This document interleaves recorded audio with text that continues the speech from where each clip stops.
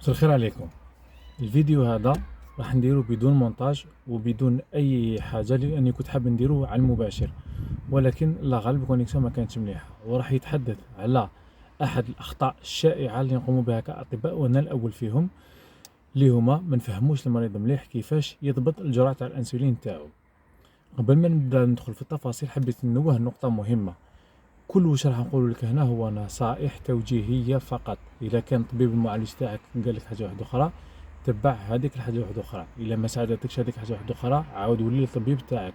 الا عاود وليت للطبيب تاعك وما خرجتش عليك بدل الطبيب، ولكن ما ديرش من راسك وما تبعش غير واش راني نهضر هنا لانها توجيهيه فقط. المشكل وين راه؟ هو انه بزاف مرضى ما يعرفش كيفاش يضبط الجرعه تاع الانسولين تاعو.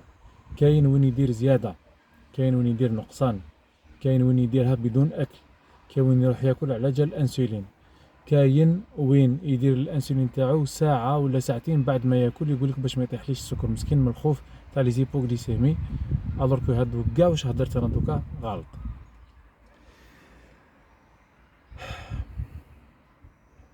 نبداو بالانسولين السريعه. وشنو هي الانسولين السريعه؟ الانسولين السريعه هي الانسولين اللي مسقمينها شويه باش كي تحطها في الجلد تاعك الامتصاص تاعها يكون سريع. العمل تاعها يكون الماكسيموم تاعو زوج سوايع بعد ما ديرها، ويختفي العمل تاعها بين 4 إلى 6 سوايع من بعد، ما خاصة بعد 4 سوايع نقولوا بلي خلاص العمل تاعها. كيفاش نديروا هاد الانسولين السريعة؟ دوكا انت كي تروح عند طبيب معالج تاعك راح يقولك مثلا دير لا دوز الصباح في جوايه 10 على حساب الحركة اللي موالف تحركها يوميا وعلى حساب الأكل اللي موالف تاكلو يوميا. وانتايا راك حاب تعرف كيفاش راح تعدل، انت راك حاب تعرف كيفاش تعدل الجرعه تاعك هذيك خلال ايام طبيعيه، يعني قبل ما يعاود يجي رونديفو للطبيب تاعك، معناتها باش ما تبقاش تروح للطبيب تاعك كل يوم. اولا ما كاش وقت تاع انسولين. الانسولين السريعه تبع الماكله، ماشي الماكله هي اللي تبع الانسولين. بمعنى حنا كي نقولك دير الانسولين تاع الصباح كي تشرب قهوه، الا ما شربتش قهوه ما ديرش. كي نقولك دير الانسولين تاع 12 معناتها الانسولين تاع الغداء كي تجي راح تتغدى، الا ما كليتش ما ديرش. ماشي تروح تاكل وتحتم غير باش دير الانسولين تاعك، هذيك ما تخرجك في حتى حاجه.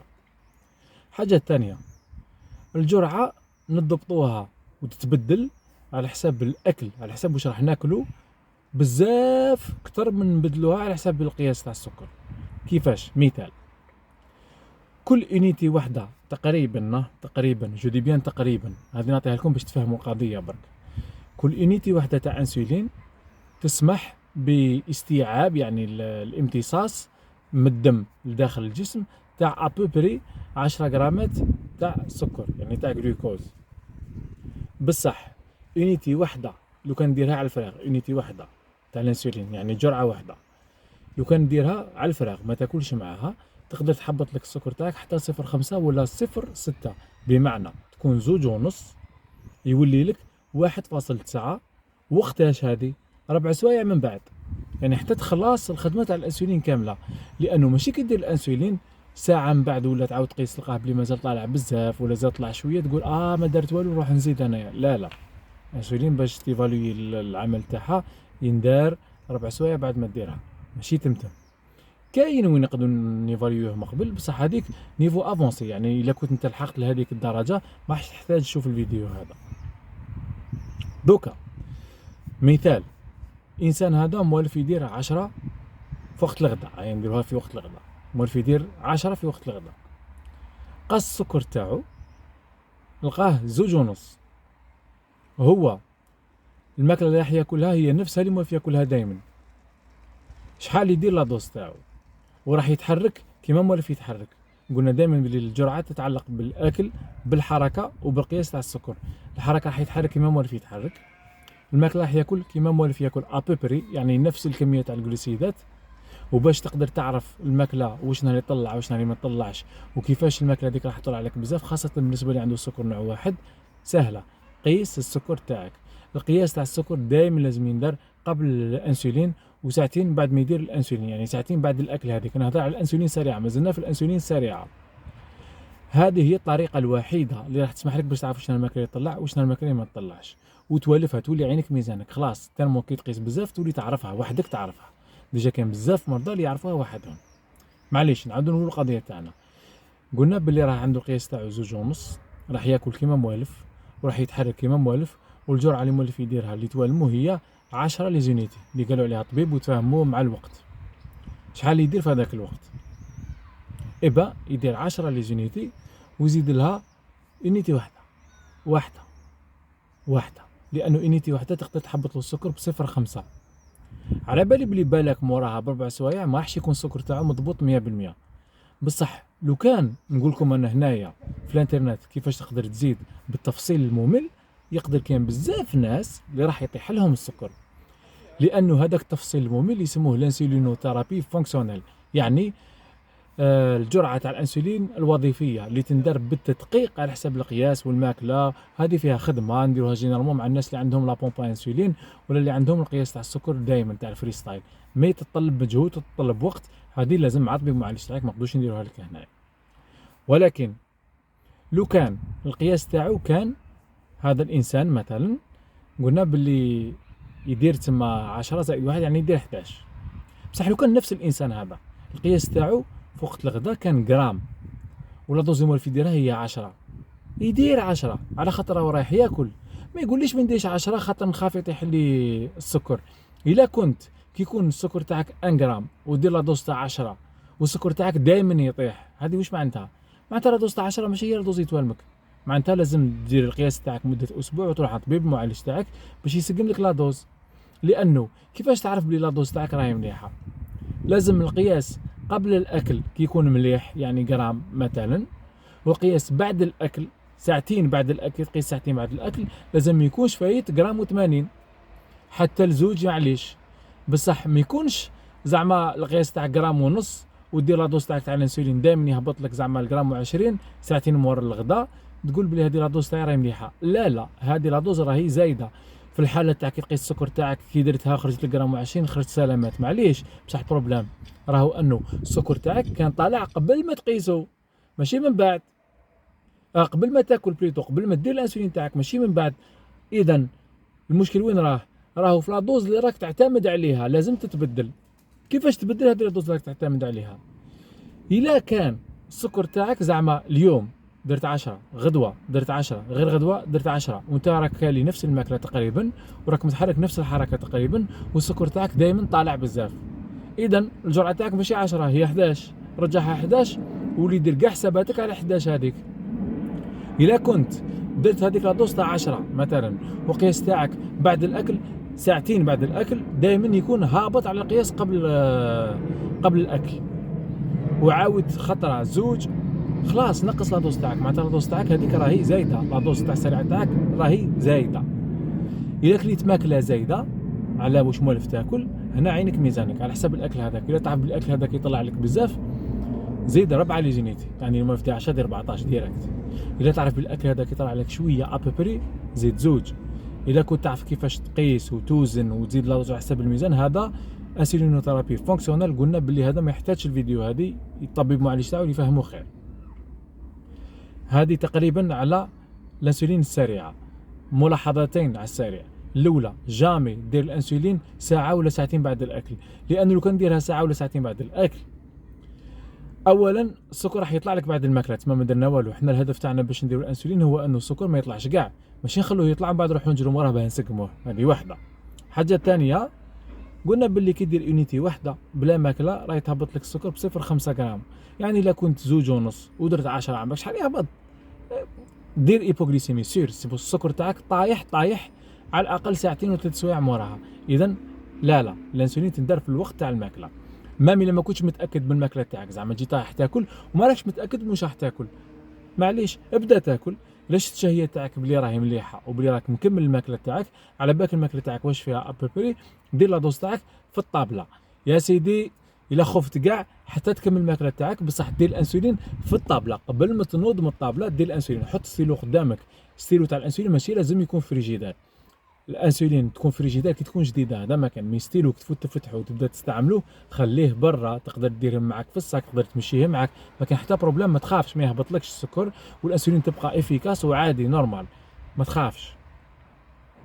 داير كي ترجع الفريجيدار هاي تقدر توجعك شويه باسكو تكون بارده، وجامي ديرها في الكونجيلاتور، كون ديرها في الكونجيلاتور تفسد. معليش هذو ملاحظات على السريع درناهم.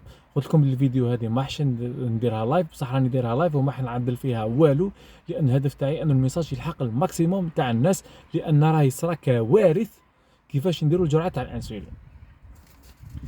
داير وجدت لكم في هذه الورقه باش نفهمكم كيفاش تندار.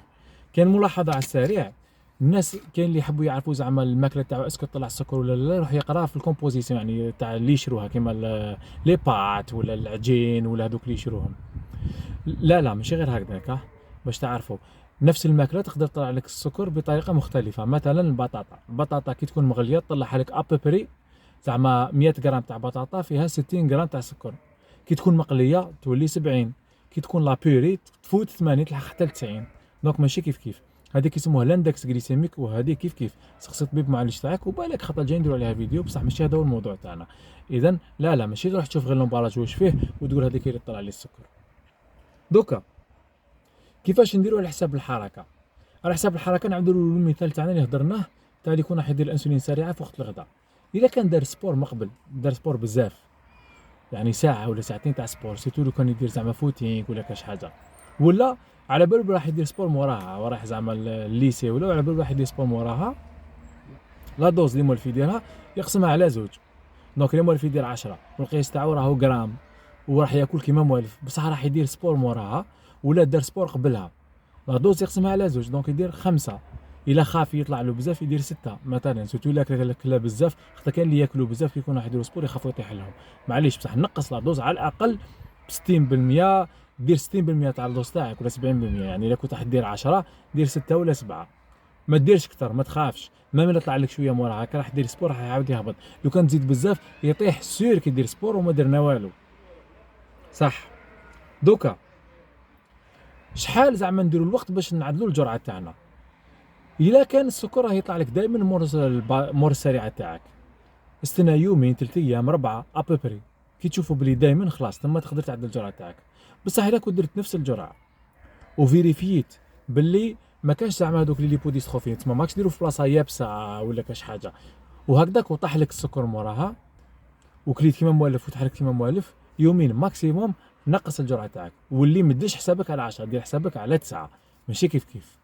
دوكا بالنسبه للانسولين البطيئه، الانسولين البطيئه الجرعه فيكس ما تبدلش، نفس الجرعه تبقى هي وتبدلها خطره في الاسبوع، زعما الا كان طالع بزاف تبدلها خطره في 4 ايام، بصح ماشي كل يوم. الجرعه تاع البطيئه فيكس. الهدف تاع الانسولين البطيئه هو انه السكر على الفراغ ما يطلع لكش بزاف، بمعنى الا كنت انت راح ترقد وقصت السكر تاعك بين غرام و50 وبين 2 غرامات، يعني جينيرالمون هذه ساعتين بعد العشاء، كي لقيتو في هذاك الوقت ولقيتو هكذاك، درت لا دوز تاع البطيئه مثلا 10، نوض صباح لقيت السكر تاعك 0.70، هذيك البطيئه راهي زايده. علاه؟